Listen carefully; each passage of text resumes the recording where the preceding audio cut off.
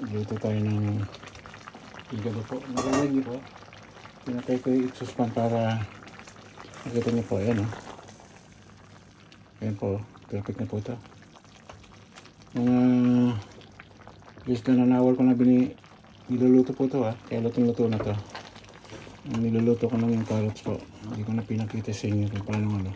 Basta hindi sila na maayos po. Ayan. Huli mga gulay pag medyo palambot ng na malapit na malutin ko na saka nilagay mga gulay niya. Kung nakikita nyo pong lemon pinaglalagay po talaga ako niyan. Sadya. Kasi maganda yung aroma binibigay po niyan. Kung wala kayong siling panigang, ininalay ko lang. Hindi ko rin yung bell pep po yung green. Nakikita nyo yung green. Tapos masarap nito. Marami sibuyas ako nihalo rin. Yung last minute. Yun lang po. Simple lang kung gawin. Pepper garlic onions lang. Saka kunting vinegar. Wala kayo kung anong gusto yung klaseng vinegar po. Basta pwede sa lahat yan. Vinegar, white vinegar, malt vinegar. Okay rin po. May kasama nga tayo nga pala. Ito kaibigan ha. May kasama nga tayo.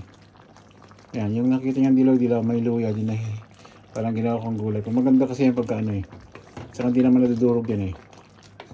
At kinakain mo. Gusto mo yung may kuti-kuting anghang pagtinikman mo ba? May lasang luya na kakaiba kaya pang alas umay din po yan. Perfect na po ito. Ibigan. Ibigan, nasaan na yung kanin natin?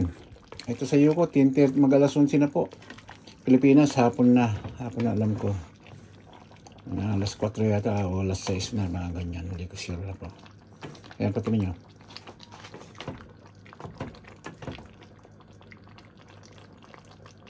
Kita nyo po, close up po natin. Ayan po, ganda po nito. Kaya ganyan ang kulay po. Ang hinaluan ko pala ng annatto powder, tawag nila doon. Pwede rin, minsan naglagay naman ako ng paprika powder, dami-dami nyo, kaya magiging pula konti po. Pwede rin, iba naglalagay nito ng tomato paste ba yun? Yan, parang tomato na ano, ganyan.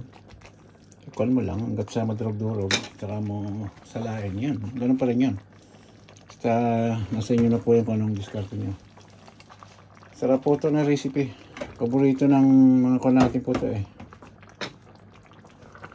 Alam nyo na, mga original Ilocano. Pero ito may version ng ano po, mga sa mga bahay natin sa sa Bisaya o Salman, sa Ilonggo, Salman. Tawag nila paklay ba yun? Parang ito magkawig sila eh. Alam ko magkawig lang sila ng gawa nito. Kaya masarap po ito. Paano mga bagay?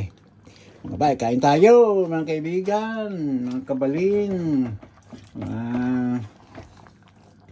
mga kabaluyan, kababayan, yan. Sa mga kalubaran tayo po, mga tayo ni. Naluto natin yan. Kita nyo man ako naimas natin ah. Kaibigan, nasa iyo ang liwas natin. Yan dito na at mamaya uli. Pakita ko pag nagsandok na po.